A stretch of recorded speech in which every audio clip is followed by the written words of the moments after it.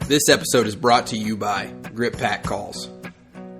GP Calls epitomizes the definition of grit, which is the courage, resolve, and strength of character to see the task through. When you pick up the easiest blowing duck and goose calls on the market, you'll have the courage to make the transition to the next level of field or competition calling. The boys in the shop don't just turn durable barrels and inserts, but they spend the time to produce the highest quality internal reed system possible. With the original True Grit, Nitty Gritty, Trickster, and Wood Splitter duck call, or the Big Hurt and Mo Crack and Goose calls, you can produce a more versatile, realistic, and higher quality sound with all the ease of a double reed. Whether you're looking to up your game or you're just starting out, let a Grit Pack call work just as hard for you as the Grit Pack crew did to develop and bring you the next level of quality with easy blowing calls. Visit them at gpcalls.com or on Facebook and Instagram. Grit Pack Calls. Find your grit.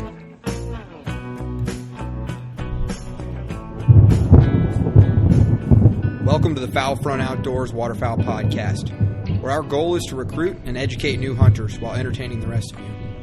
Without new hunters and the mentorship of those more seasoned, this passion as we know it faces an uncertain future. So get the word out, turn the volume up, and enjoy the show, because you're on the Foul Front. This episode also brought to you in part by Hunt Hickory Creek. And new to Hunt Hickory Creek this year is their Central Kansas Lodge. They're going to be running hunters from the end of October all the way through January, and their main hunting area is located between Quivira National Refuge and Cheyenne Bottoms. Now, Central Kansas is a special place for waterfowl hunting, and during the peak migration, these refuges hold hundreds of thousands, if not close to millions of birds at one time. So for your chance of a hunt of a lifetime, head on over to hunthickorycreek.com, because if you're going to hunt Kansas, hunt Hickory Creek. All right, welcome to the Foul Front Waterfowl Podcast, episode number 15, all about duck guns.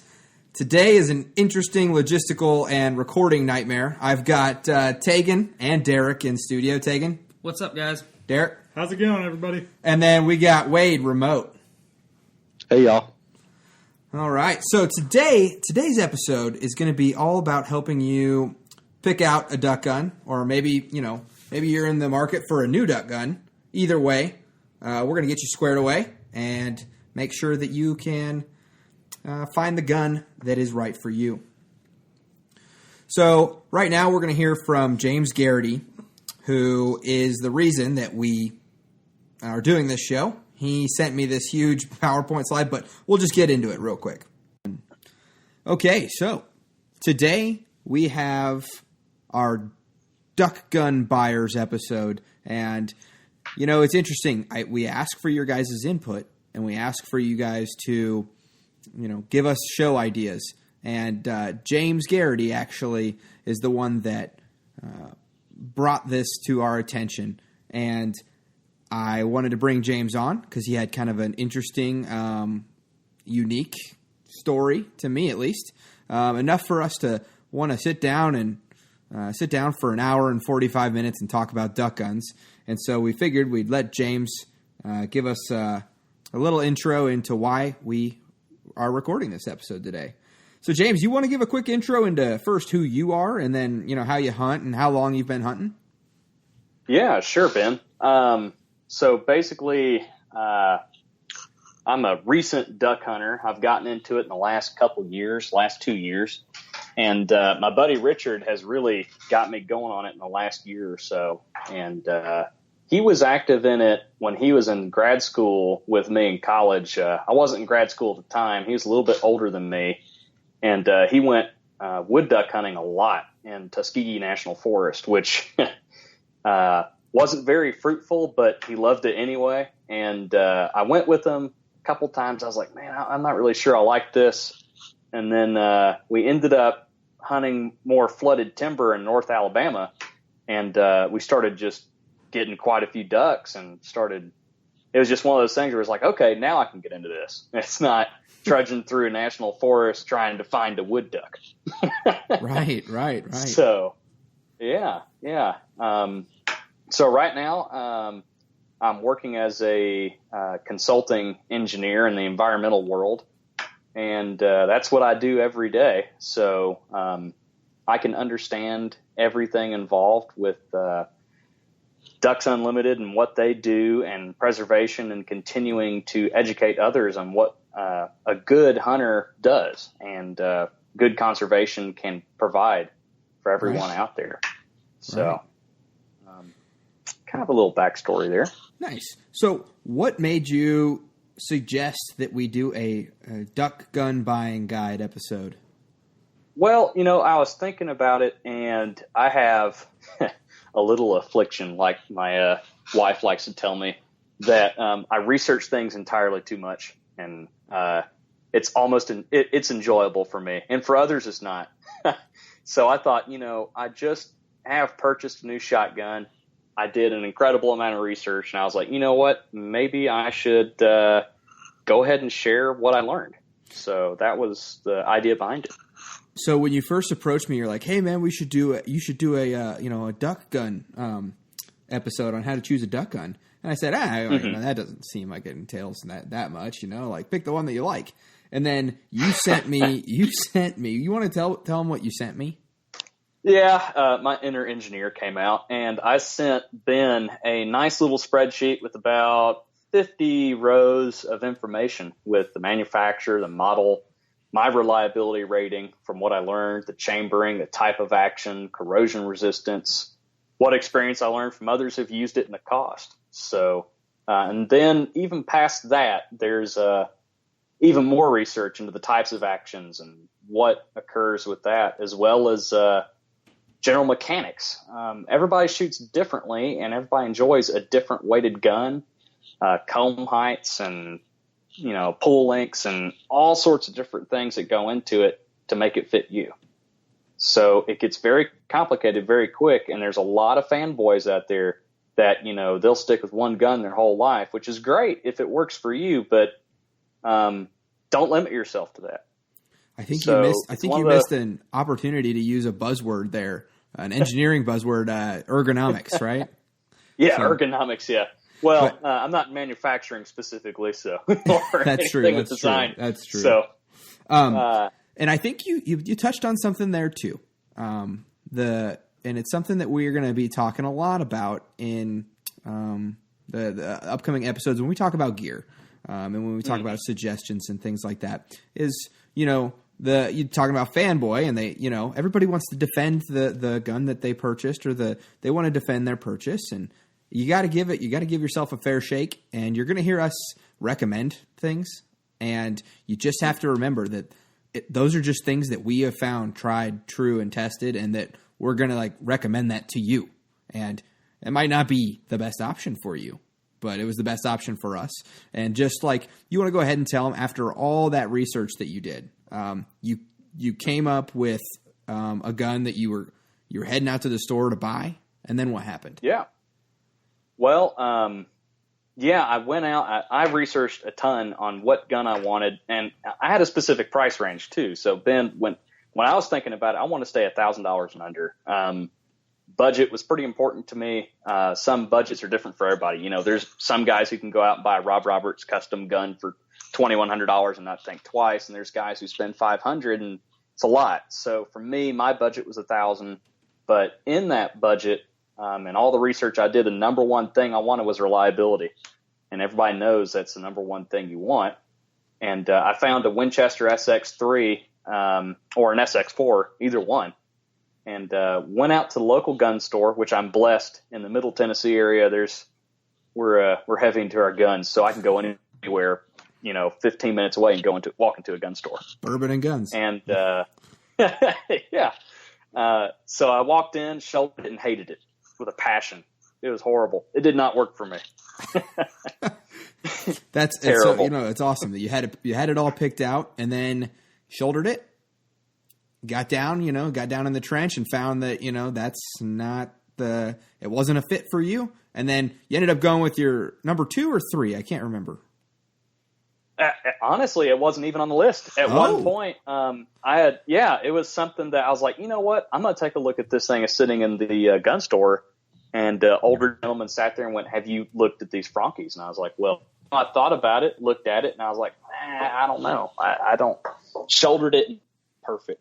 And I was like, "Oh, man, this thing, it's light. It swings perfect. It's not front heavy like a Winchester. The new SX4s are quite a bit more front heavy. I could put it to my shoulder, up to my cheek, and it was perfect. Perfect sight, perfect everything. Wasn't chicken winging it, not anything like that. So it fit just right. And I was like, okay, I got to look into this. I looked into it some more. It seems to be almost the same style gun as an SVE3, but without the recoil spring put in the back. So it was made in the same factory as Benelli, on the same line, just my differences. And I was like, okay, this is it for me. Awesome, man. Hey, so we appreciate you reaching out to us, providing you, us with your, awesome and unique story, and for getting us to do this episode, because we really did have a lot of fun recording it, and I can't wait for everybody to hear it. So, awesome. All right, thanks, James. Yeah, no problem. All right, so let's start it off with a little segment. Tagen's going to give us a little summer conservation / news update. Maybe, if he would be prepared. Yeah, all right, guys. So ringnecks are the most harvested diving duck right now in the country, and their long-term average numbers continue to grow, which is weird because diving ducks, particularly lesser scaup, or otherwise known as bluebills, their numbers are kind of hurting right now. And so last year, Delta Waterfowl decided they should study ringnecks and follow their migration patterns in hopes to not only better understand them, but maybe find a solution to also increase the habitat and breeding grounds for bluebills and canvasbacks and other diving ducks. They collected a group of female ringnecks because the females are what are important for breeding and population in Georgia, and they equipped them with radio transmitters, and they have been tracking their movements ever since. Well, today, just a few hours ago actually, Delta Waterfowl came out with a report, and after a late winter this year, which kept most of the northern part of the country under record levels of snow and ice in April, thus affecting the water and food availability in the breeding grounds, they have finally thawed out, and the ringnecks have completed their spring migration and will hopefully be undergoing a successful hatch soon. If you guys would like to follow that study, you can actually go to Delta Waterfowl's website, and they have up a cool map up there, and you can watch the migration of the birds. Sweet. Wade, you got something coming up, don't you, this week? Yeah, we have our crawfish boil going on for our local DU chapter here. And for people that aren't local, just kind of want to give you a little breakdown of what to expect this time of year for Ducks Unlimited events in your area. A lot of chapters use this time to do a fun shoot or a skeet shoot or a sporting clay shoot, whatever you want to call it. And it's a good chance for you to get your shotgun out, which is what we're talking about today. If you haven't done that since waterfowl season closed out, get it out, knock the rust off, tune it up a little bit, and go check out your local DU fun shoot. The best way to find one in your area is just go to www.ducks.org/the name of your state. And then you just click on events, and it'll show you everything that's coming up in your state for that time. Awesome. Well, let's get into it. I think we're going to go over those components that James and I just talked about. And I think the first thing that we should start off with is actions. So I'll kick it off here. I'll cover the pump actions. I'm a big fan of pump,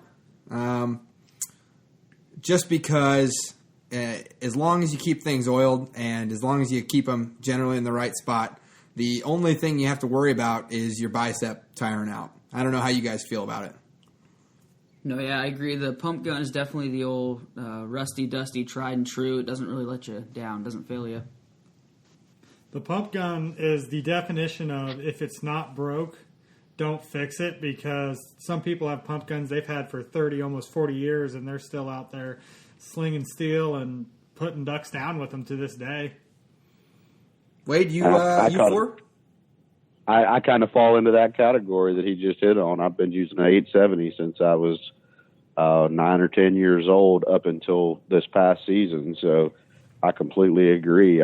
My thought on it always was, if it wasn't broke, don't fix it. So I just kept getting 870s here and there and shot those for, I guess, 25, 26 years now. Yeah, I guess I was spoiled when I turned 12. My grandpa traded a couple puppies or something from a litter, and I got a Browning BPS, which I tend to like. But I think the pump action is probably like the best, probably intro gun. Just probably price wise, and if you're just looking to dabble or see if you're going to get into it, pump gun probably the action that you might want to go with. Yeah, it's probably not the safest out of all the different styles, but it's definitely one of the safer ones too. Like you said, for an intro gun for a younger person, you don't have to worry about them, accidentally pulling that trigger a second time and a shell going off. There's that deliberate action before that gun's going to fire again. Right, that's true. It's just one more little safeguard in there to, it requires physical human input other than just pulling the trigger.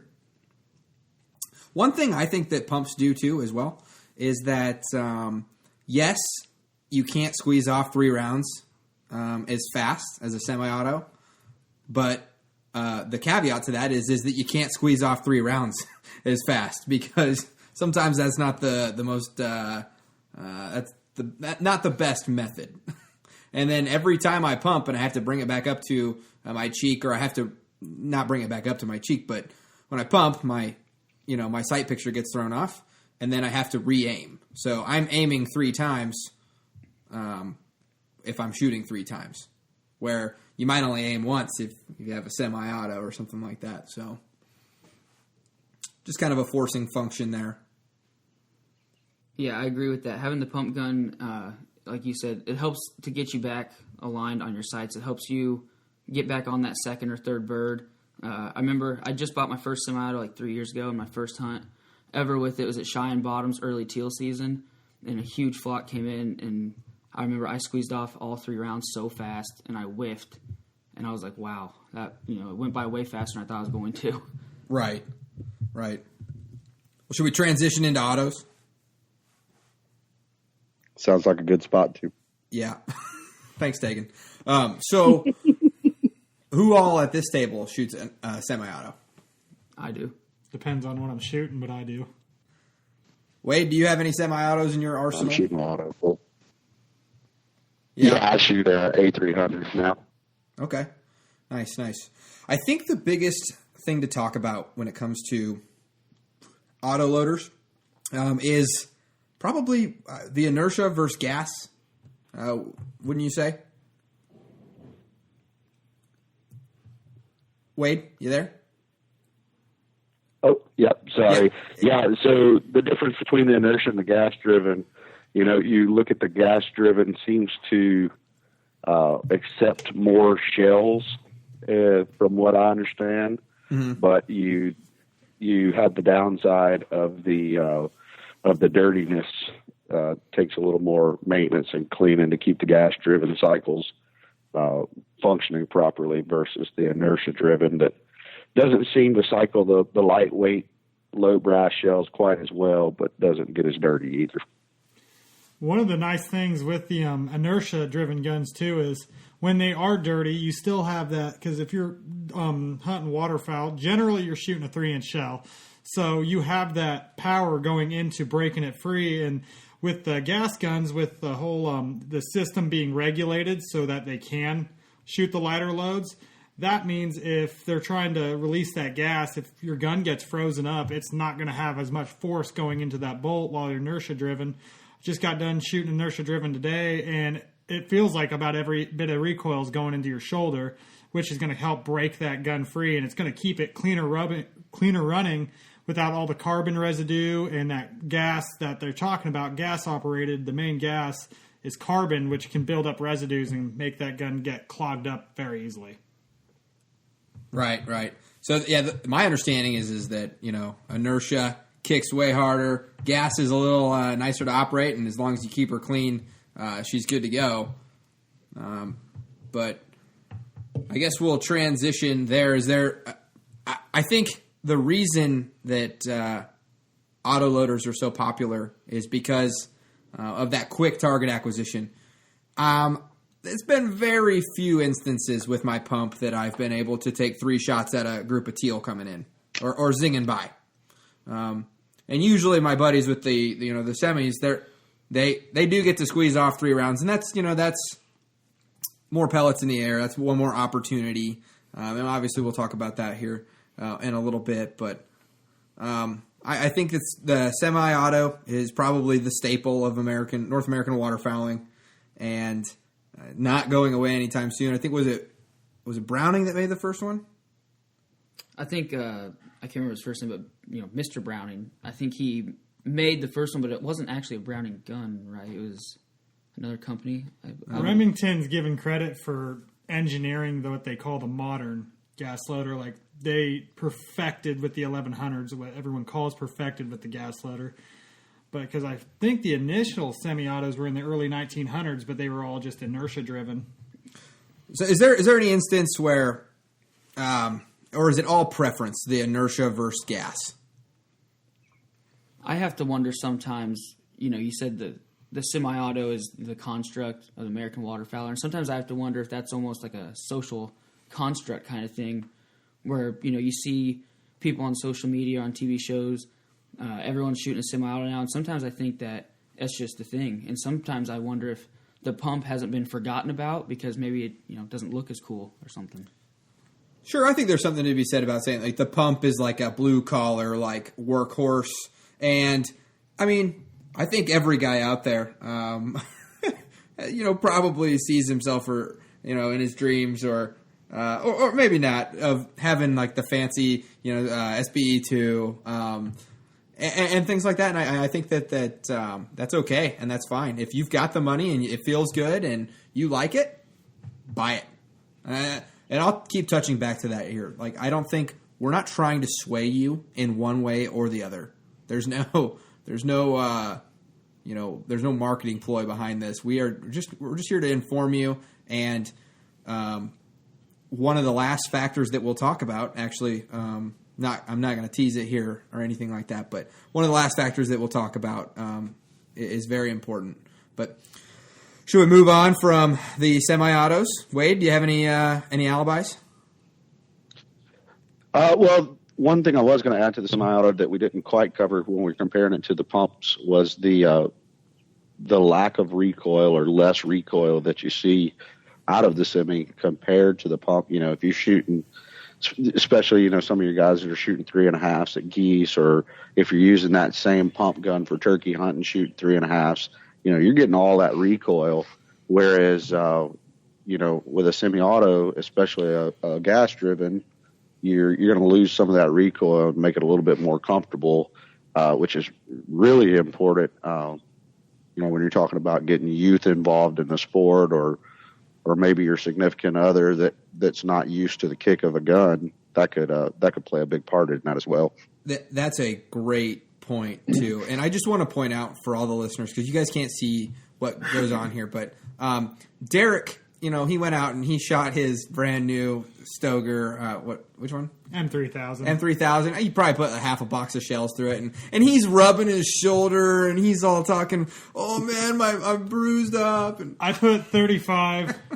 Half of them were double Bs. Half of them were 2s. All were 1 3/8 ounce, 3-inch shells. And I was pulling that trigger as fast as I could. Looking back, I probably shouldn't have done that. Shot that many shells, or shot them just as quick as I could rapid fire either. But because I could definitely tell it was an inertia gun, because it kicked a little bit less than my pump, but I could definitely tell I was getting most of that recoil on my shoulder. Yeah, but I'd be, I don't know. Yeah, no, I've shot a couple gas operated semis, and the recoil difference can be huge, and especially if you're talking about kids.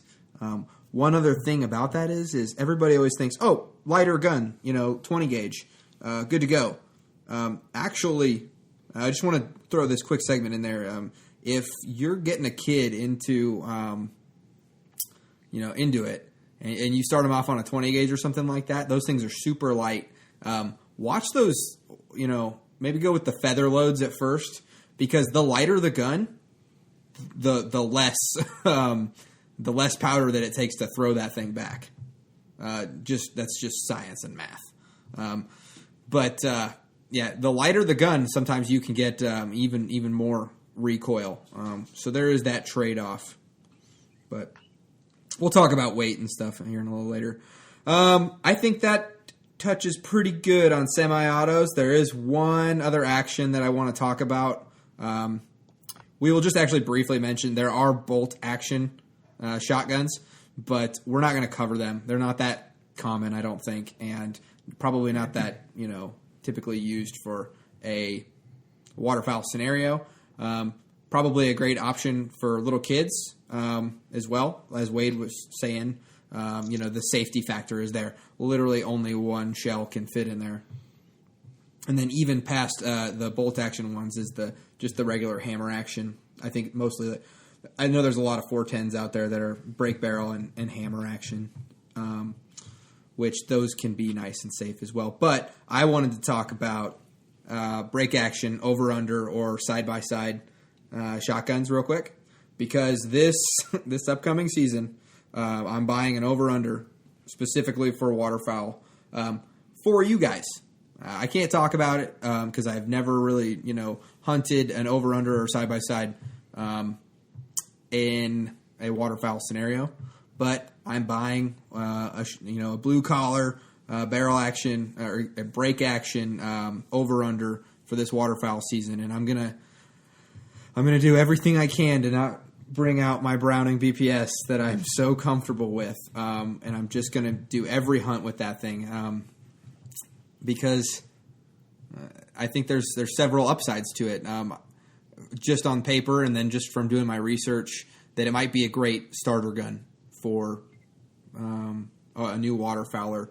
First being price, second being that there's you can put multiple choke tubes in it, have different shell loadouts, and then obviously there's the reliability. There's just only a few things that can go wrong instead of, worrying about too much sticking and all that stuff. And I'm going to try it out. I'm going to give it the old college try this upcoming waterfowl season, and I'll let you guys know about it. I'd be interested to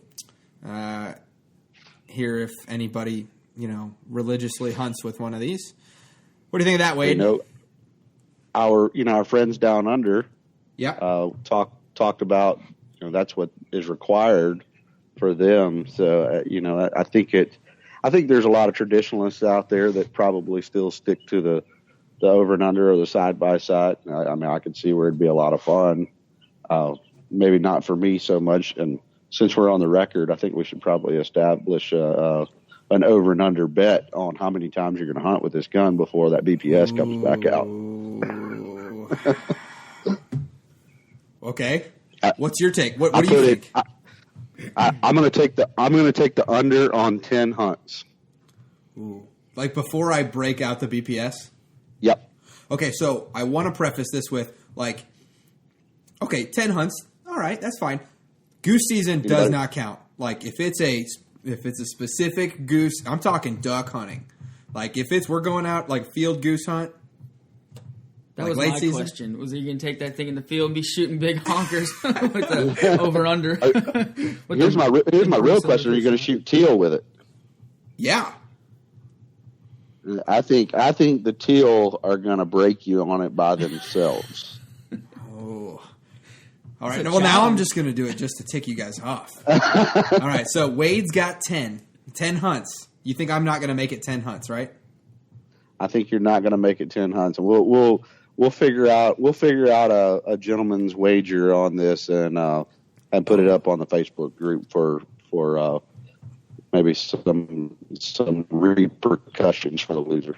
Okay. All right. Oh, and then obviously there's got to be some sort of win in it. But okay, Derek, what do you think? This is tough because I'm not going to be there to tell you every time that you miss that you should break out that Browning BBS and break it down slow due to work. So I guess I can always text you. We're gonna go with 7 hunts simply due to teal season, and I'm gonna rely on Tagen to remind you every time you miss that you could probably have more shots with a pump. All right, Tagen. Tagen, what's up? I don't know, man. I think Ben's too strong-willed. I think the fact that you guys threw out a number, now he's got something specific to reach for. I think he's going to hold strong on the ducks. Since he outruled geese, I think he's going to stay strong. But if he gets skunked, is he That's going to my continue boy. to get skunked? That's my boy. Man. I don't know. I guess we'll find out how good a shot he is. Let's see if he gets a big old duck egg or something. Well, funny thing about that is that I've been shooting that dang BP. I don't think I've ever I've never shot another animal with like another shotgun. You know what I mean? Yeah. The only animals I've ever harvested, other than deer, obviously, I guess not obviously, but have been with that BPS. I've been shooting the dang thing since I was 12, so I don't even know if I've taken the modified choke out of it. You're going to have to, when do you plan on buying that? You're going to have to get some clay practice in. Might give you a different feel. Oh, I'm gonna. Yeah, I told you this. We're gonna go up to Cabela's a couple times, but yeah, I'm gonna definitely. Let's get off this. Let's transition. You guys, we beat that come on, horse. Come on. Yeah, there'll be a Facebook. I'm trying to keep it a low dollar gun too, just simply for the. He's already making the excuses of why he's changing that BPS. I think this is not going to be an excuse. I think it's just going to showcase my superior shooting skills. I want to see this thing on a goose hunt. I want to see this on a goose hunt now. I'm going to get to the point where I'm going to have to tell Tagen, like, hey, I can't even bring the BPS like in the truck as like a backup, like, So, all right, guys, completely failing us. All right, let's get to this. Let's move on. That's enough on actions. Okay, let's talk about gauge and chamber. Okay, obviously, when we're talking about gauges, you're talking 410s for the little for the tykes, 20 gauge for the I would say probably the I don't know, Wade. How old do you got to be shooting a 20 gauge? I would say 10 to 15 range. Okay.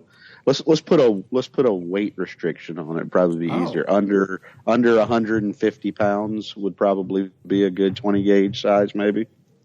So Tagen, why don't you have a 20? Oh man, why gotta be like that? Come on. No, okay, yeah, so that's good. And then the other thing too is I've taken my wife's. She's got a Remington 870 youth model, and I've taken that thing out during teal season, and that was sporty. I'll tell you what. That was sporty. That was fun. But, I mean, they were – one of my old teal holes, it was like they just came right in your face. So we were just demolishing, the teal with our 12 gauges. So I actually switched out for her 20 gauge and cylinder. So. All right. And then, obviously, I would say the main staple of American waterfowling is the 12 gauge. Definitely. Should we talk? Is there something between a 20 and a 12 though? Oh man, you 16 gauge is kind of making a comeback. Yeah, because that used to be something, right? That used to be a pretty common load, I think, back in the 60s, right?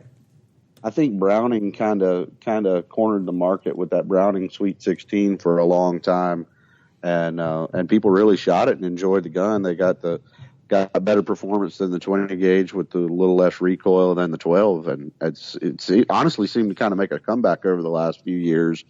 Maybe not so much with waterfowlers as much as pheasant hunters, I think. Right. Well, heck, maybe I'll get an over/under 16 and just go all out on this thing. No.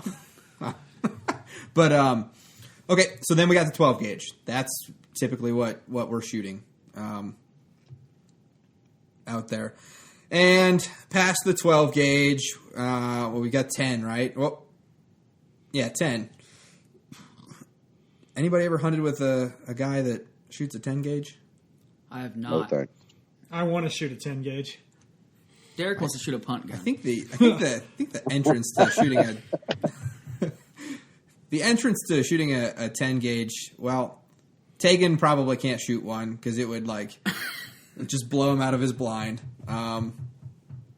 But no, I think people use them for like for goose hunting for sure. I know I've seen some posts. Field goose hunters that they want that knockdown power on a really big bird that maybe isn't a super close shot. 10 gauge, 4.5 inch shell. No. All right, which there was a good transition, I guess. Chambering. I think the common lengths when they're talking about chambering. Read the side of your barrel, know your gun. If it's a hand-me-down gun, look there. I'm pretty sure I've put some 3.5s through my BPS before, which is only chambered for a 3-inch round. But you've got, generally, it's 2 3/4, 3-inch, and 3.5. Let's go around the horn here. Wade, what do you shoot for the most part? 3-inch shells from the first day of teal season through the last day of goose season. I shoot 3-inch for everything. I shot one season with 3.5s for waterfowl, and I decided I just wasn't that mad at them. Derek, what about you, man? They make waterfowl shells that aren't 3-inch. Okay. Because I haven't bought them yet. All right. I actually started off in high school. I started buying 3.5-inch shells because of the hype of it, and it took one season. And my shoulder, and back then I was like 125. I was even smaller, and man, it rocked me. It beat me up. And then I switched to 3s and haven't looked back. So I'm the same way, 3-inch teal through goose. Am I the only guy that rocks 2 3/4 during teal season? Not at all. I'll do that. Okay. Teal. I just don't want to buy a separate shell. Okay, that makes sense, especially if you're buying bulk. I mainly shoot 3s, but I've bought 2 3/4 because of the price. I'll do that only for teal, but I still mainly shoot 3s because I got them left over from season before. I'm one of those guys, despite all reason and logic, I'll look at a case of ammo, and I'll say to myself, oh man, that's a good price. I should do that. That would save me a lot of money. But I say, oh man, but then I can't play around with like maybe I want 2 3/4 too. Maybe I don't know, but there are certain situations where, like I said, that those close teal shoots, that that's when I'd use my 2 3/4. And then I always have a box of 2 3/4 just sitting in my truck, just as the reserve ammunition. So I don't think I'd want to shoot that box anymore though, because I think that was like 3 years ago I bought that box, and that's a lot of heat and cold. So, I think generally you're going to get, are there guns that are chambered for 2 3/4 to 3.5? Yeah. Yeah, I own Yes. one. Okay. I think most of your 3.5s take everything below. Okay. Yeah, if it's rated for, as long as it's rated for the longer shell, it'll take any of the shorter shells. Exactly. Yeah. So even your 3 will take 2 3/4, for instance, is kind of what Wade's saying. Yeah. Yep. All right. I think we beat the chambering up, and we'll get more into ammo later. We've already been touching on that quite a bit. Barrel lengths. Where do we stand on these? I'm a pretty strict 28 guy because I think it's comfortable for me with my swing and getting on the bird. But honestly, there's not that big of a difference. Derek can probably tell you a little bit more about the logistics, but I know that there's really not that much of an advantage to the longer barrel, besides the swing and maybe the feel and the comfort. But as far as like the velocity and the shot string, the longer barrel really doesn't make that much of a difference. The first gun I ever bought on my own after I moved away from home was a 870 with a 22-inch barrel. That I bought for turkey hunting at the time, and then started waterfowl hunting when I still lived down in Louisiana. And I hunted for 2 seasons with a 22-inch barrel 870 for waterfowl, and it was perfectly fine. So I think today with the availability of changing around your choke tubes to manipulate your pattern, I don't think the length of the gun is nearly as important as what it once was. When it comes down to the length of the barrel, I shot past few years with a 24-inch barrel 870. It's a super mag. It's my true turkey gun. That's why I like the short barrel. But they come in cupped. I'd shoot them. They'd fall. when they were crossing real hard, I'd find myself not swinging as fast as I do with, let's say, I have an 1187 with a 20-inch barrel I occasionally use. I can swing really fast. The biggest thing I've found is just the extra weight on the end of your gun does help you follow through on your swing. And the length of the barrel comes down to really a personal preference. I have a cousin that is real strict on shooting this. He has a Beretta with a 24.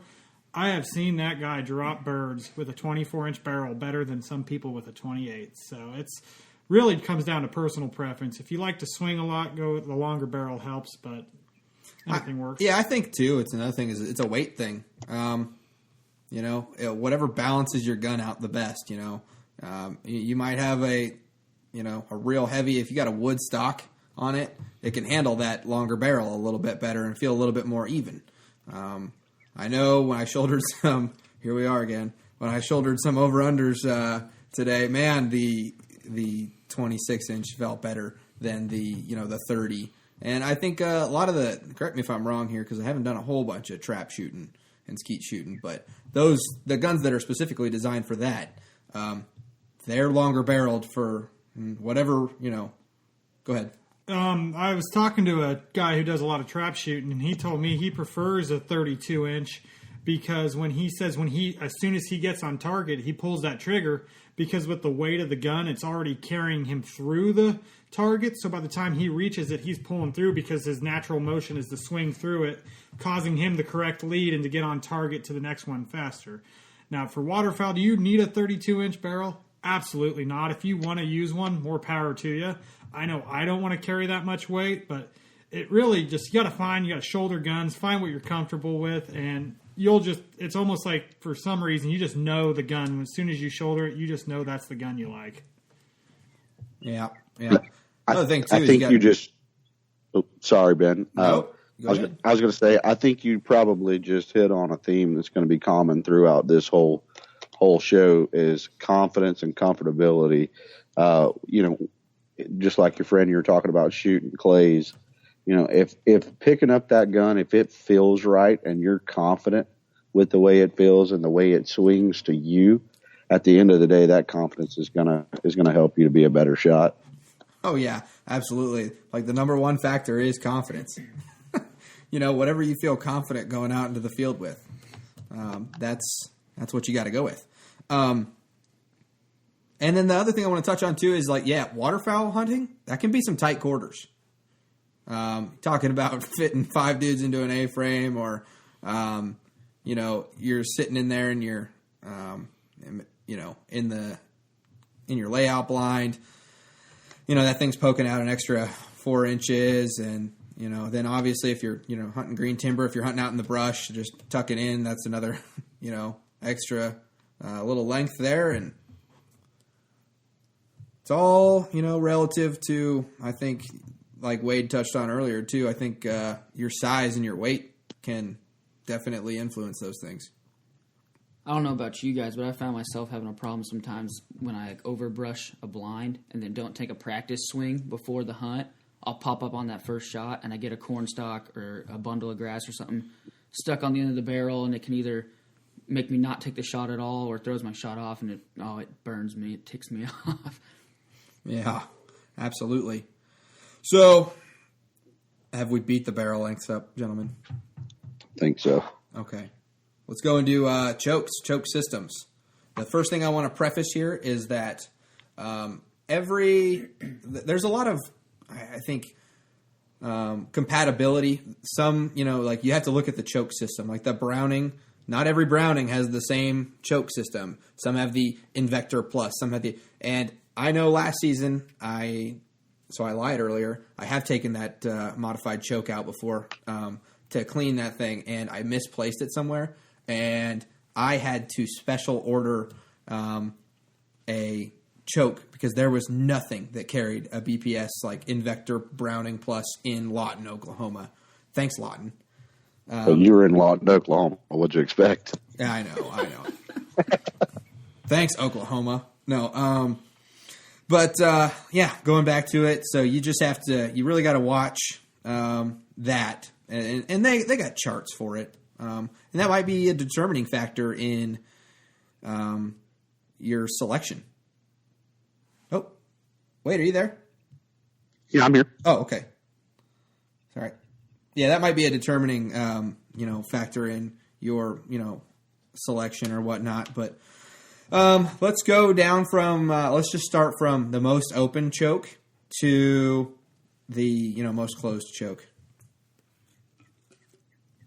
Oh, the most open is definitely a cylinder choke. It's basically the whole length of your cylinder. The way I understand it is very little. It doesn't tighten it very much, and a lot of skeet and trap shooters use that because they like to have a lot of pellets to hit something. But for hunting, unless you're really, really tight quarters, that's not going to be a very practical choke.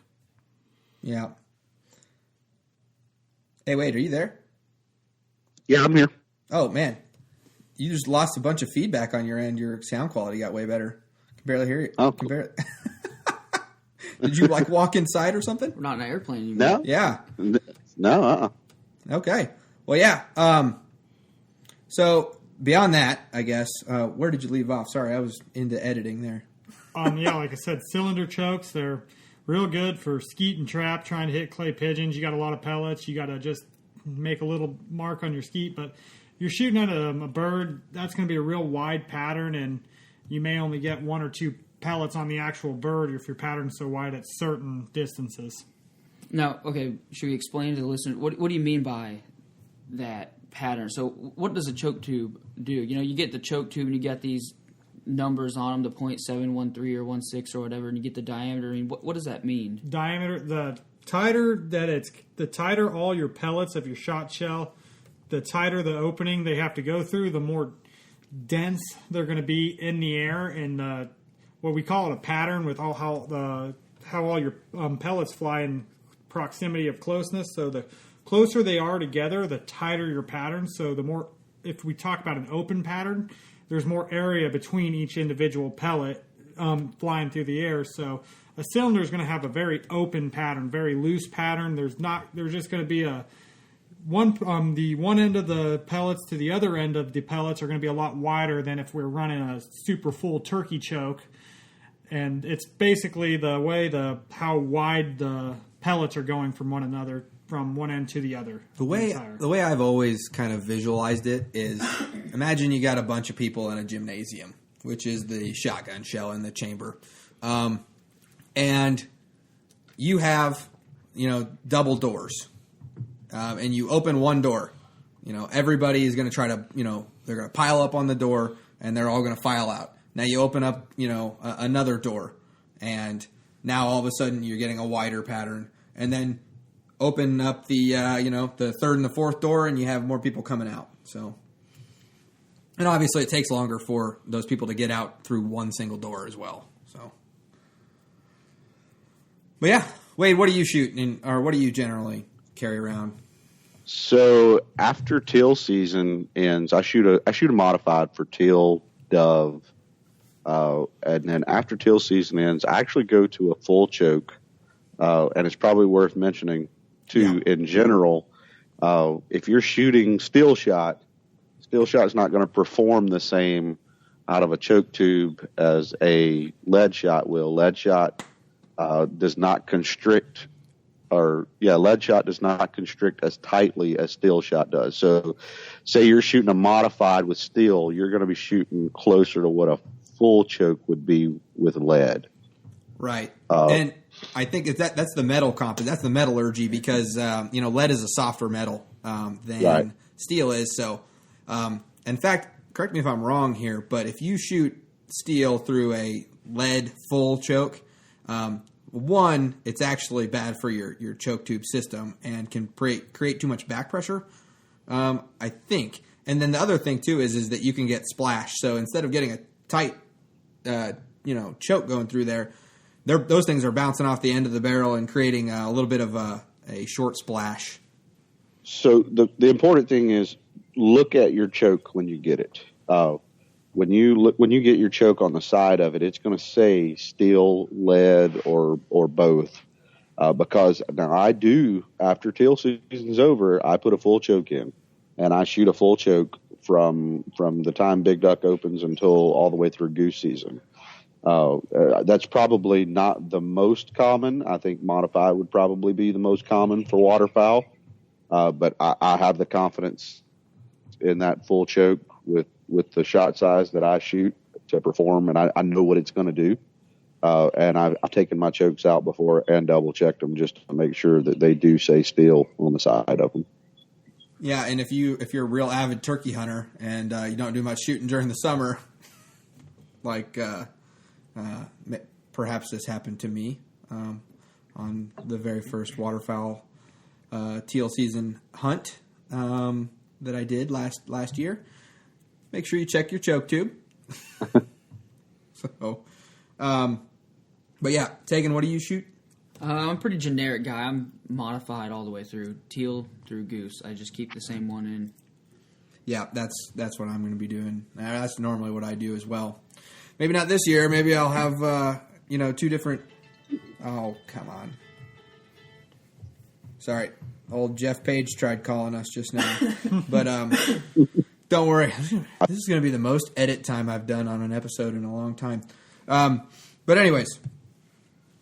All right, shall we move on from choke systems, boys, or do we need to touch any more on it, you think? Just real quick, I mean, for a lot of listeners, this is probably pretty obvious, but again, we're trying to reach a lot of newbies and a lot of people who maybe don't have a whole lot of waterfowl knowledge.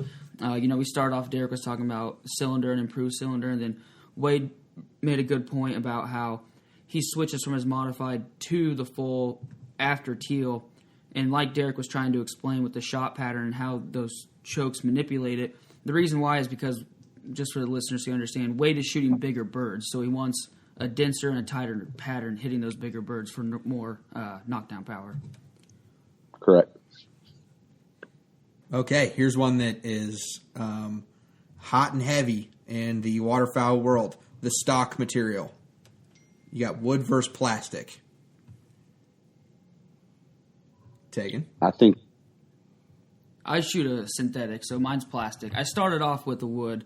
I grew up, first gun ever was a Woodstock 870 metal parts. But now it's all synthetic. About you, Wade? Synthetic only. I don't think I would take a Woodstock gun out if I had a choice on a waterfowl hunt. And you're gonna get moisture in the wood. It's gonna get scratched up. Things like that. Waterfowling is a tough sport on your equipment, so I always opt for this synthetic over the wood for waterfowl. I have both, but for waterfowl, I only rock a synthetic. I have a wood stock that I think maybe sees the daylight once every 2 years, but other than that, it's all synthetic. You're gonna get your gun wet. It's going to get scratched, like Wade said, and there are just times that if you fall in, you get your wood gun completely underwater. That's not going to be good for that wood. That plastic isn't going to care. I don't know about y'all's wooden guns, but my wooden gun has quite the veneer on it, and I mean that's all I shoot. And I think this comes down to two things really: weight and look. I've never really liked the composite. Like, it just doesn't look as timeless to me. And I think all of my guns, I kind of like to have them to have the potential, or not to say that composites can't be, but I like to have the potential of it being like a classic looking gun that I can pass down to my kid or my grandson or something like that. That just looks a little bit. I think the wood is kind of timeless. Maybe a little homage to the past that I find a strong connection with waterfowl hunting. So that's my own personal preference. I don't know what the price points look like so much on wood versus composite. I think the wood's a little bit, the wood's a little bit more. I think that synthetic plastic, I think they can make it pretty cheap. Depends if they're using real wood. If they're using walnut stocks, it's going to be a lot more. But now, I know Remington makes their 870s, their base models it's not a true wood. It's more like a laminated wood, and those things are same price, sometimes even a little cheaper than the synthetics, but it's not the true timeless wood. It just looks like it. Right. And then the other thing that it boils down to is weight, So your guys' composite guns, that's ounces make pounds and pounds make pain. So that's one thing to consider. What do you got on it, Wade?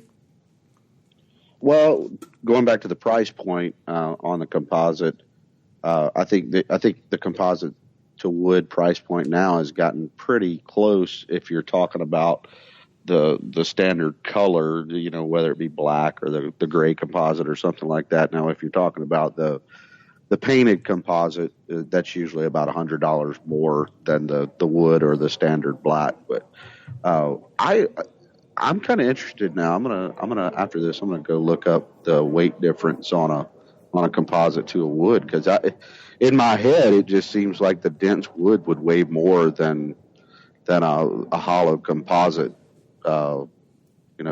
Stock on a gun. But you may be right. I've never looked it up, so I'm just kind of interested in that now. Oh yeah, no, I think I think definitely. Maybe I misspoke when I said that, but my wood gun or my wood stock is gonna weigh more. Oh, okay, yeah, I just probably misunderstood you. I'm sorry. Yeah, no, that wood is definitely gonna weigh a little heavy. Now I know that my wife's Remington 870 20 gauge. I know that wood on there. It is not the same quality of wood that is on my Browning BPS, and it seems much less finished.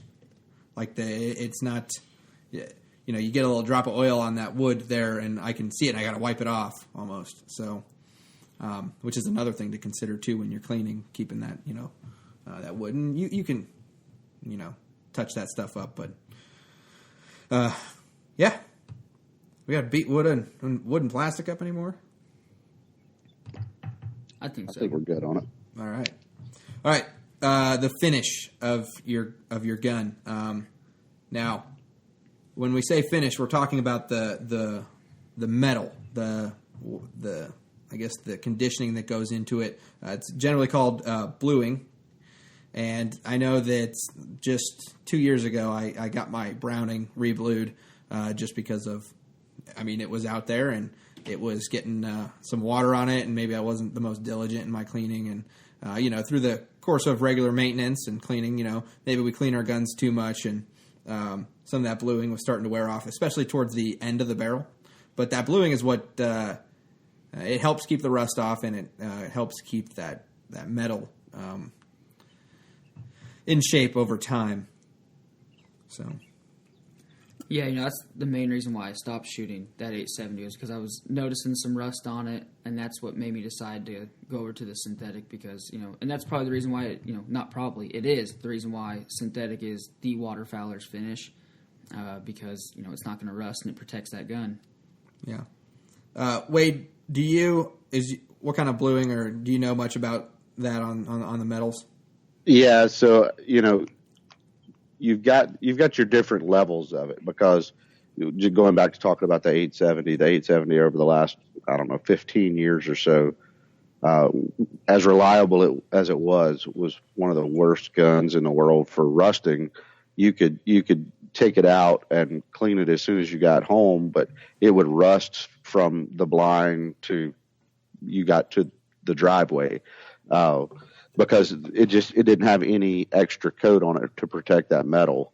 I'm a huge fan of the synthetic cover paint, whatever dip, whatever you want to call it.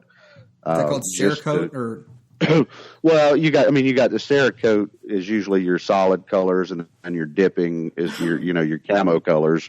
I'm a big fan of that. I know some of the newer guns, the new A400 that's coming out this summer, is touting that its regular finished gun has a really good waterproof coat on it. I'll be interested to see that. I'm kind of interested in that gun, period. But to me, the Cerakote or the vinyl dip, whatever it is, to keep that rust off there is worth the extra $100 when you buy the gun.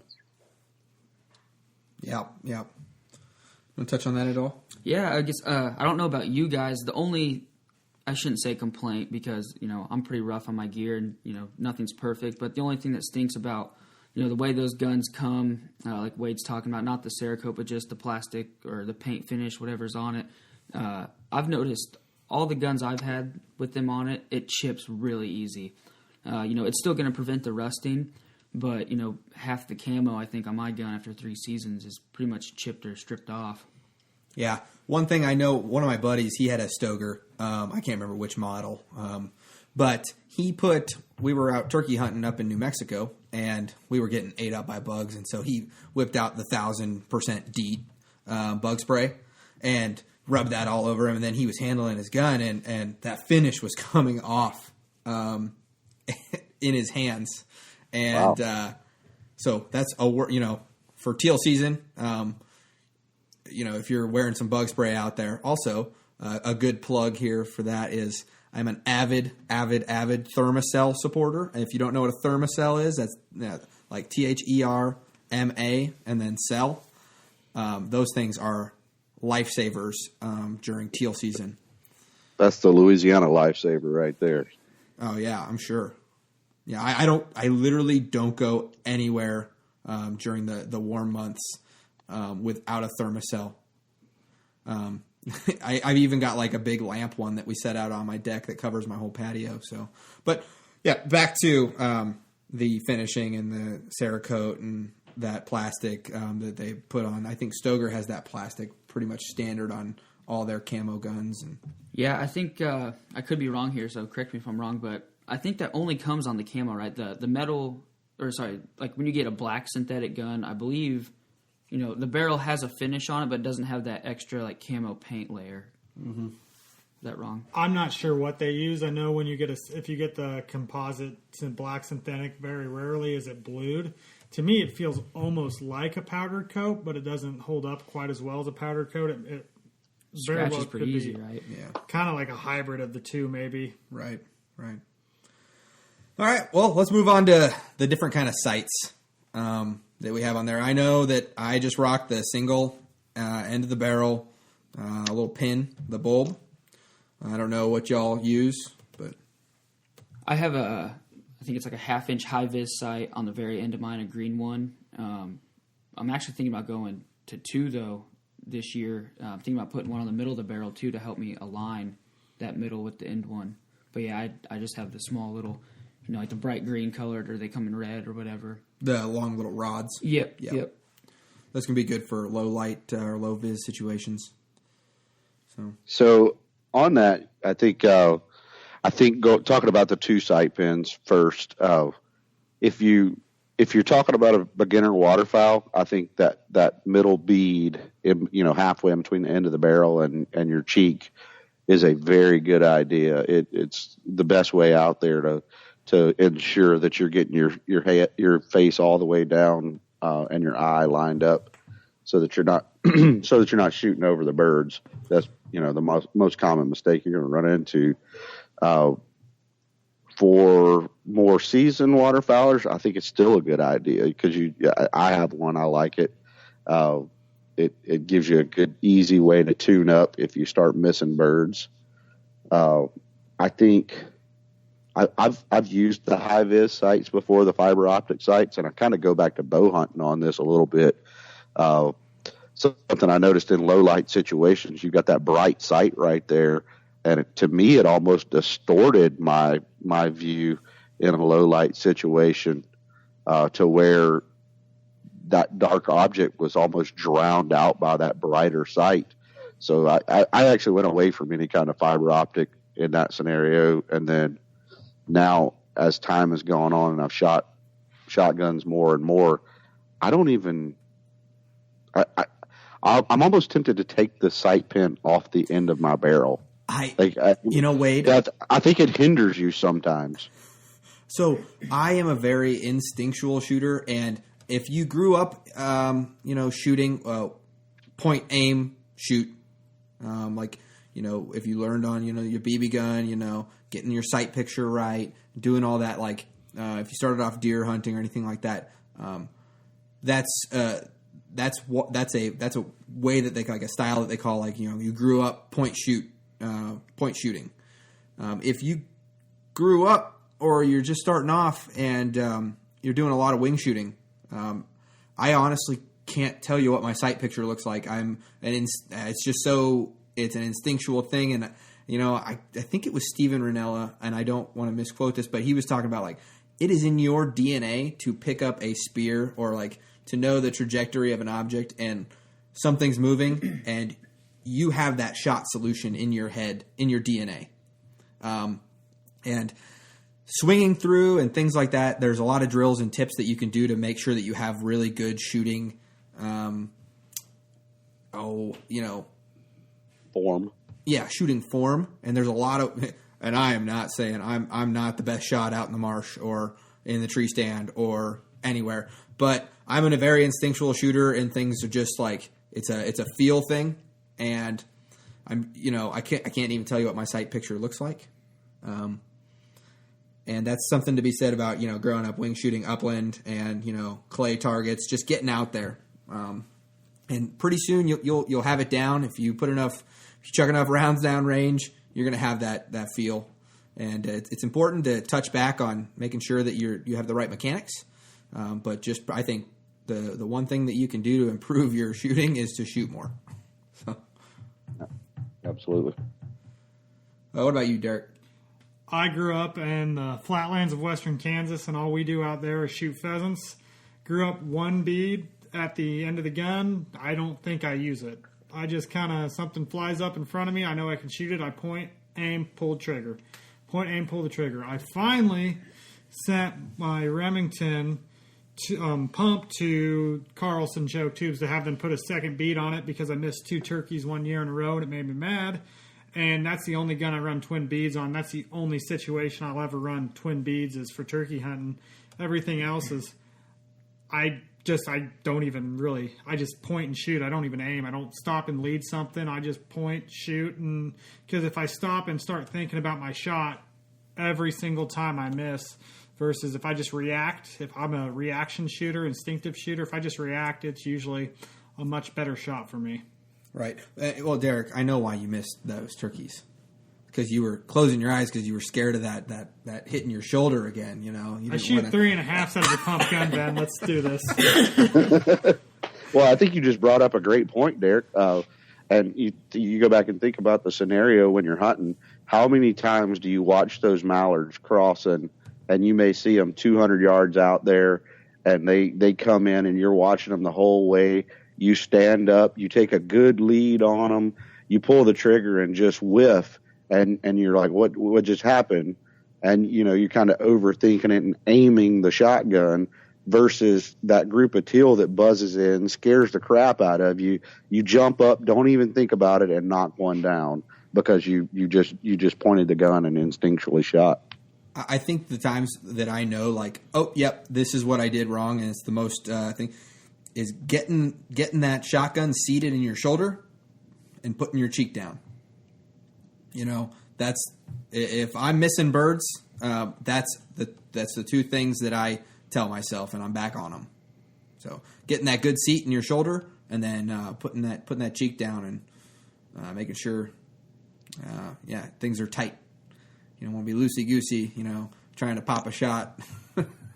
Well, I think you guys all touched on something good right there, and it's in, I'm going to kind of contradict something we've already said here about, the more shots you get, the better it'll be, but sometimes that's not the case. When you're in a hunt, how many shots are you going to get off, If you're lucky, maybe 6 to 10, maybe 20, I guess, if you're on a really, really good hunt. Sometimes, like Wade and Derek were touching on, if you start shooting a lot, it might throw you off. You start thinking about things, you start second guessing, you're trying to overcorrect some things. And so I actually picked this tip up from a bow hunter who said, sometimes when you knock an arrow on a deer hunt, you're only going to get 1 shot. And so every single morning before he goes to work, he steps out his back door, he fires off 1 shot, and that's it. And I started practicing like that now. The last couple summers when I shoot clays, especially if I start missing and I'm getting frustrated, instead of taking 50 or 100 shots at the clay range, I'll shoot 5 or 10, and I'll take a break. I'll set the gun down. I'll relax. I'll get up, and I'll shoot a couple more. And that's kind of like what Wade's talking about. That's the more realistic when he was talking about, get the group of teal buzzing in, you're firing off a couple shots, then you're probably going to have, maybe a 10-minute volley before the next group. And that's, practice like you play. I think that's a little more realistic to your hunting situation. It's funny you mentioned that group of teal buzzing in, Wade, because my first ever duck hunt, and to this day, this is the best I've ever shot. I dropped 3 teal. As I'm sitting there staring at something else, I just pull up, shoot, and immediately go into upland mode where you just point, pump, point, pump, point, pump. And ever since then, I've been trying to think about this. Everyone says, follow your leads. You have to lead more with ducks. So I catch myself shooting my first shot, in which sometimes I'll hit, sometimes I miss. But my second shot, I always extend that lead out. And I think it's like you said, when you start thinking about that, you're going to whiff every time. Yeah. Well, I think let's tie this back in. Like we have all said multiple times throughout this, ergonomics, the weight and the fit and the feel are huge. The confidence is huge. You can do all the research that you want on the internet, on the interwebs, and you can listen to us 4 jamokes talk about these guns, for an hour and 20 minutes. Go down to the store, shoulder that thing, find the one that feels good. If you can find a buddy that's got shoot your buddy's guns, check them out. And I think with that, Derek, why don't you go ahead and just give us some of the big names? And these are the names from that we had on the Waterfowl podcast group of kind of what everybody's shooting. You want to just go down the list real quick? Yeah, we'll go down in order. Most people shoot in the group Remington. We got then Benelli. After that is Beretta, Stoeger, then Browning, Mossberg, Winchester, Franchi, Savage, and then TriStar. And out of these, the biggest, when I think of waterfowl guns now, everyone thinks of waterfowl guns now is a Benelli. First thing you think, they've created their own little niche in the market. And it's very interesting to see this, as the 3 out of the top 4 are actually the same corporation now. But Remington, which everyone thinks the old Remington 870 was number 1, and I know I have 2 Remingtons. I mean, Remington 870s are the timeless gun. They're there for a reason. But the biggest names in waterfowl that I think of are Benelli and Beretta. Just top of the list. That's the first thing that comes to my mind when you're talking about a true waterfowl gun. Yeah, I mean, for me, it's obviously Benelli, and then just because of my own personal preference, it's Browning, I think Browning is still relevant, though, especially, if you're a classic guy, your A5. I don't think the A5 is ever going to die. That's kind of, we talked about the Sweet 16 earlier. Browning kind of made a killing off of that, and they've actually even brought it back. The old humpback for me, when I think of waterfowling, I love the history of it, so I think of classic things first. And so, actually, I think of the A5 before anything. Okay. Wade? Well, I think the Benelli niche that we were talking about a second ago, I think they cornered the market in the modern duck gun with the semi-automatic that specializes, for waterfowl hunting. You look what they've done with the SBE3 with oversizing the action handle and the magazine or the bolt release and things like that. And I think, obviously they're owned by the same company as Beretta, so you see a lot of the same characteristics there. And then Browning right there with them. I think Remington is still in the conversation just from the history standpoint that we already talked about with the 870. You get a guy that's starting out duck hunting and he sees, he can go to Walmart and get an 870 for $310 or something like that. He's like, well, maybe I'll get that until I figure out if I like this. And then we kind of seem to all migrate towards the higher dollar guns after that. Right. That's important. Well, should we move on to the listener voicemails? Wade, you want to go ahead and pull up voicemail number 1, and that is from, let me know when you're ready, and you got it up, and then I'll tell you when to press play. Hey, before we go into that, I was going to add one thing on the ergonomic side of the firearms. You see a lot of the guns nowadays coming out with adjustability factors. You may be able to put a shim in yourself to adjust the length of pull and things like that. So I think that's one thing to take into account when you're out there looking for a new gun. If you go to the gun shop and that gun doesn't fit you perfectly, check and see if it's one of those guns. I know my A300 came with I think 3 shims, and I was able to adjust it down for a smaller frame to where the length of pull was shorter on it. That much more comfortable, and I can handle it that much more reliably. So it's just one more thing that's in there that we get to kind of use nowadays that may not have been a thing in the past. Right. This is Matt from HBS. Yeah, so I got the Remington Versamax. I love this gun. I hunted with an 870 for the longest time.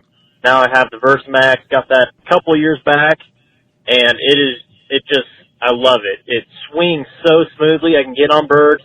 Has a little longer barrel than my 870, so it's a little easier to lead them too.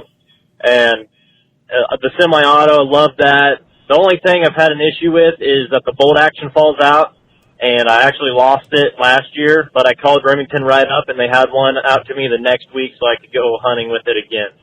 I would highly recommend it for the price point and just all the intangibles about the shotgun itself. I would recommend it to anyone who's interested in, getting into waterfowl hunting or who wants to upgrade from a pump action to a semi-auto. I would recommend the Remington Versamax.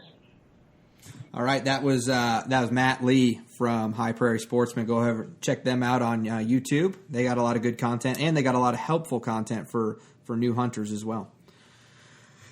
Wade, I think he just literally said something that you had talked about. They get that Remington 870, try it out, and then they branch on from there. Anybody else have any comments? Basically just building off what you said. I guess we didn't really touch on either the other options that companies offer. Remington has some really good semi-autos. And then, Benelli, like we were saying, we think of Benelli, we think of like an SBE2 or an M2, one of those higher-end semi-autos. But for some of you budget-friendly people out there who maybe want a pump or is a cheaper gun that's still reliable and a good company, Benelli also has the Nova and the Supernova, the cheaper pump versions. Right. Wade, you got any alibis? Yeah, that I've used the Supernova. A buddy of mine, actually, Neil, brought that as our backup gun a couple of years ago on a trip up to Cheyenne Bottoms, and I just brought my new 870 out and was having some problems ejecting the shells out of it, and he was like, "Well, I've got the Supernova. You want to use it?" So we went and got it, and that is one bulletproof gun. It will shoot every time. It'll kick your teeth in, but it's going to go bang every time you pull the trigger. All right. Hey, this is Mike Rule, just calling in to talk about, leave some comments about a shotgun. So my shotgun is the Beretta A400, and when I went on the market to purchase my Forever shotgun, I looked at the SBE2 Benelli and the A400, and to me it was really a question over inertia versus gas, and obviously they both have their positives and negatives, but I chose the A400 because I needed a 3.5-inch gun that I could use for sporting clays and skeet, trap, things like that. And the Beretta A390 at the time wouldn't cycle lighter loads correctly. So I went with the A400 because it had the gas system. But the forearm is bulkier than like an SBE2 because it uses the inertia drive. So I guess for most people, the slimmer forearm, like I have a lot of friends that own SBE2s, and they fit them better because it's lighter. It requires less cleaning than a gas piston, the inertia drive, but you have a lot more felt recoil. So if you're going to shoot 100 rounds of sporting clays, the A400 with the kickoff system and the gas piston system, you have less felt recoil. And then it's the same thing with like a 3.5-inch shell. I feel way less recoil than my buddies do when they shoot a 3.5-inch shell. So, but that's pretty much all the comments I had. All right, thanks, guys. Bye. All right, well, thanks, Mike Rule, for that. Well, anybody got any comments for him? I mean, he pretty much touched on a lot of things that we touched on. he knows his gun well, and it seems like he's pretty confident with it, and it works for him, so that's good. He had a really good point about the multi-use, because inertia gun is not something you want to take to the old trap range and run 100, 200 shells through it eventually on your shoulder. And it's just, a lot of times they're not going to cycle those lighter loads as well. But if it's a gun that all you're going to do is take it, throw it down in the mud, throw it down in the blind, then that's something to look at. But for a multi-purpose gun, he pretty much hit it on the head with that A400. Yeah, that might come into play when you're thinking about buying your shotgun, that multi-purpose gun, because if you're wanting to use it for waterfowl and upland, let's say, you're not going to probably want to be carrying a super heavy waterfowl gun, through a CRP field all day. Yeah. Wade, any throwaway touch points on the A400? Yeah, so full disclosure, after getting a Beretta and starting shooting it over the latter part of last season, I'd say 50 to 60 birds harvested with the Beretta. I'm sold. I'm a huge fan of it now. It's easy on the shoulder. Didn't have any problems with it cycling. It didn't take nearly the cleaning that I expected a gas gun. It wasn't nearly as dirty as I thought it would be.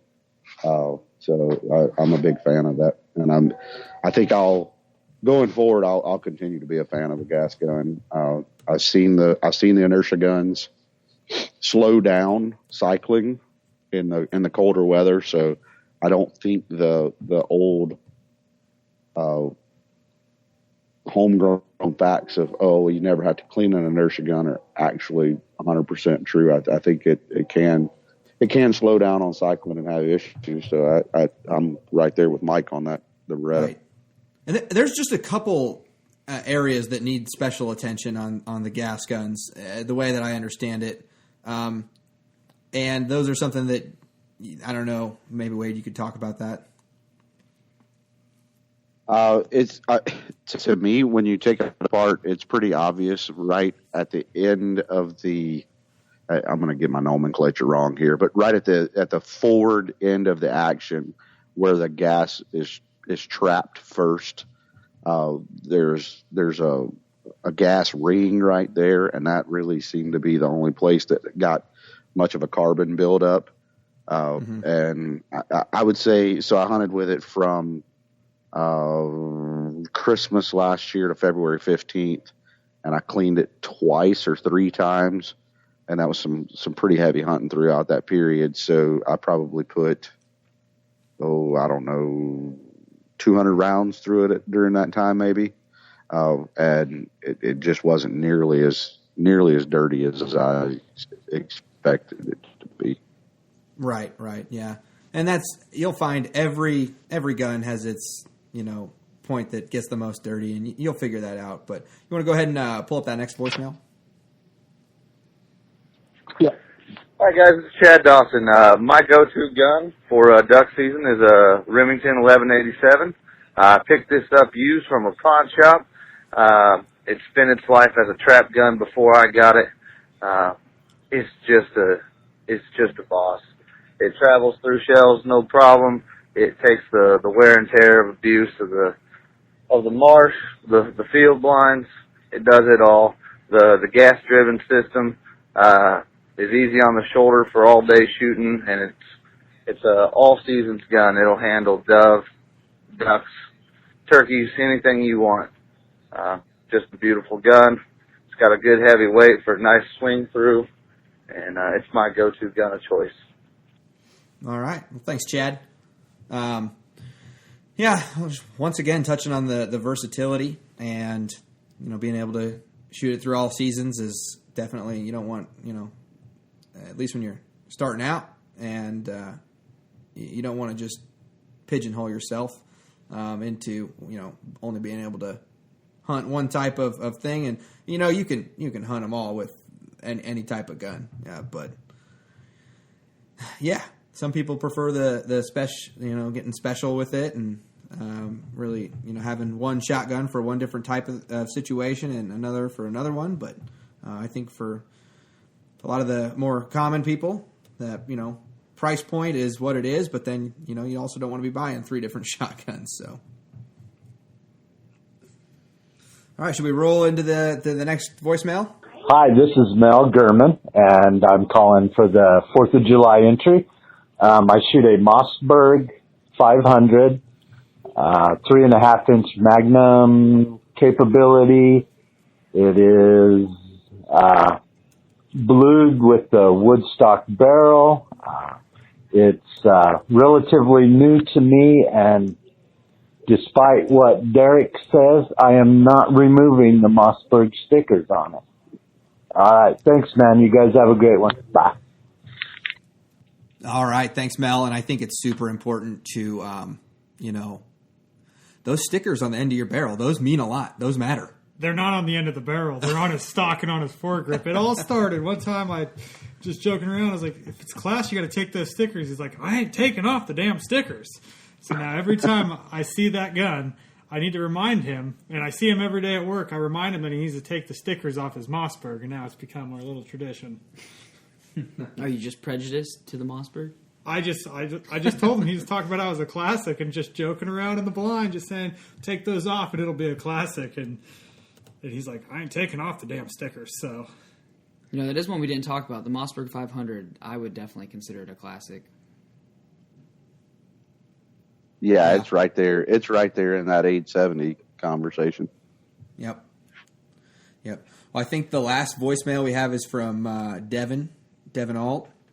I'm going to pull that up here real quick. And I think Devin's is kind of unique because he's done a lot of modifications to it. And I think that touched into what Wade said earlier. But I think he went just a little further. So let's hear from Devin Alt. This is Devin Alt. I'm calling to give one of my shotguns that I use for waterfowl. I have a semi-automatic Stoeger M3500, which I love. It's modified because when you first get it, they typically shoot high and to the left. So you have to modify it in the stock. The other thing is, I wrapped it myself in camouflage. You get 2 options: camouflage or black. And cheaper option was to take it and wrap it, $30 extra bucks instead of paying $100 and some extra bucks to do it, to have it already wrapped. I shoot number 3-inch black cloud leather because that's what cycles the best through it. And I also shoot a Kits High Flyer full choke. The other option when I get either bored or want to have just a little bit more of a challenge is my great granddad's Mossberg AT500. It's a pump shotgun. Can only handle up to 3-inch shells. I shoot anything through it, and I kill. It's a built-in full choke, which is pretty cool. I used it for turkey. I've killed almost anything with it: turkey, squirrel, deer, ducks. I actually shot my first ducks with it, which is pretty cool. It's passed down to 4 generations of alts, which is really cool. I don't hunt with it much on big water just because I don't want to lose it. So that's the reason why I got a Stoeger M3500. And yeah, that's about it. Sorry about the last one. I got a lot of stuff going on at the house. People kept walking in and stuff. So appreciate it, Ben and Tagen. All you guys do. Thanks. Bye. Yeah, and Devin's first voicemail that he left me was hilarious, and well, not podcast worthy or radio ready. So we're going to just hold that, for some blackmail for Devin later. But I think it's pretty interesting. Yes, like you said, you can wrap your own gun, you can dip your own gun or whatnot. I don't think it's necessarily quite for the novice, but yeah. You can they sell kits so you can Cerakote your own gun at home. I know it involves using your household oven if you feel comfortable putting your gun in the oven, but they have Cerakote kits. That would definitely make my wife happy. That would please her a lot. Well, shoot, the first thing I'm worried about is he said that M3500 shot high and left naturally. I'm wondering if I need to go fix mine, or maybe I can just keep using it as an excuse while I'm shooting behind birds. Yeah, it's probably best to just keep it as an excuse. So. I got shims for it. But yeah, actually, everybody, quick 30-second review plug for your shotgun because everybody loves to defend what they bought. Just real down and dirty. I know, Wade, you talked about yours quite a bit, but would you recommend? I'd recommend a Beretta A300 to anyone.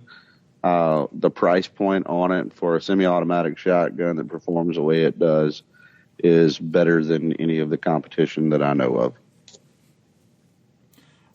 Yeah, I'm currently in the break-in period with my Stoeger M3000, but thus far I like it. It seems like it's going to be fun, and I enjoy getting hit in the shoulder. That's one of the big things I love about waterfowl hunting. You can ask Tagen. That's why I want to shoot a 10-gauge.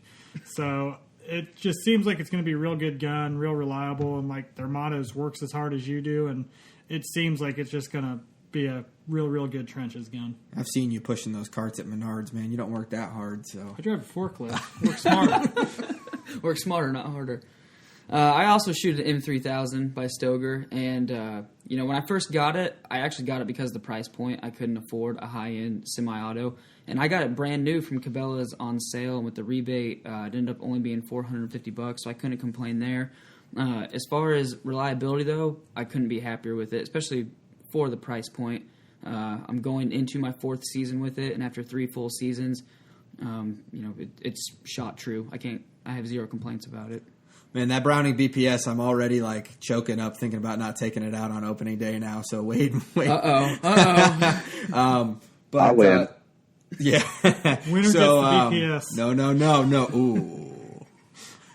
But anyways, I was left-handed. I am left-handed, I should say. And so everybody, my grandpa was concerned that I'd be like a left-handed shooter or something like that. And so he chose that BPS because it's got a bottom eject. And the trigger mechanism is on the top of the gun. And I really like that because when I'm pulling up on birds, that's generally a very vertical motion, coming down from your side, coming up, and it's one fluid motion. And right when I get on that bird, my thumb clicks over and my trigger finger comes down onto the trigger, and it's just supernatural. And then as it comes back down, it gets clicking off. And I've always found, I'm a big stickler on safety, but and being conscious of your safety going on and off, it shouldn't be second nature for your safety to come, click off and then click, back on. That should be a conscious decision every time in the blind. I really enjoy having that kind of that vertical thing. And plus, if you're hunting next to me, you're not going to get peppered in the face by my brass.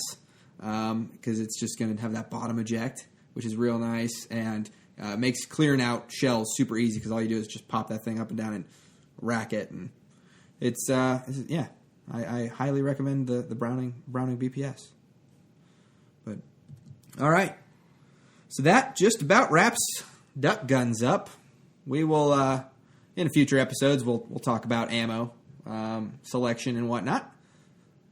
For different hunting scenarios and styles, but we're about an hour and a half right now, and figured we better let you guys get to work. We know you're probably all sitting out in your truck, and your boss is texting you, and I just got to finish up this Foul Front episode real quick, and what the heck? But Wade, you got a big, busy weekend coming up in your face, and I wish you all the best of the luck.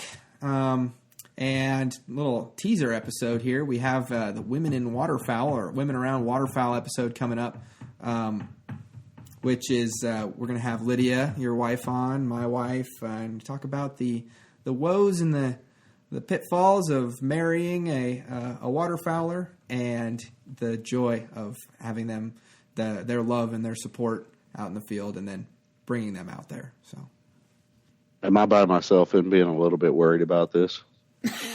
Not at all. No, she's great. I mean, to put up with my garbage for 5 months of waterfowl season, I can't complain a bit. Oh yeah. So, all right. Well, any parting shots from any of you gentlemen? I think the biggest takeaway of the episode, in my opinion, I saw a direct correlation with all the people that called in, is confidence. Be confident in what you shoot. I second that.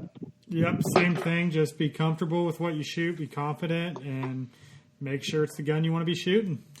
Look good, feel good, play good. Okay, hey, get out there, find your local DU chapter, get out there, throw some of that hard-earned money at the Ducks, and we will see you all next week. Thanks for listening to this week's episode of the Foul Front Waterfowl Podcast. Please come join us on our Facebook group, the Foul Front Waterfowl Podcast group, where you can connect with a good group of hunters, because we're all in this together. We need to act like it so that hopefully our great-great-grandkids will be hunting ducks over our favorite public lands. We also ask that you go ahead and give us a written review on iTunes and give us 5 stars if you think we deserve it. And we really do want to hear back from you so that we can give you the best possible content. And if you get in on that Facebook group, you can get in there and you can ask questions and you can tell us what you want to hear next, or you can tell us what you don't like, and we'll be sure to tailor things to our listeners. So, all right. Stay safe out there, and we will see you next week.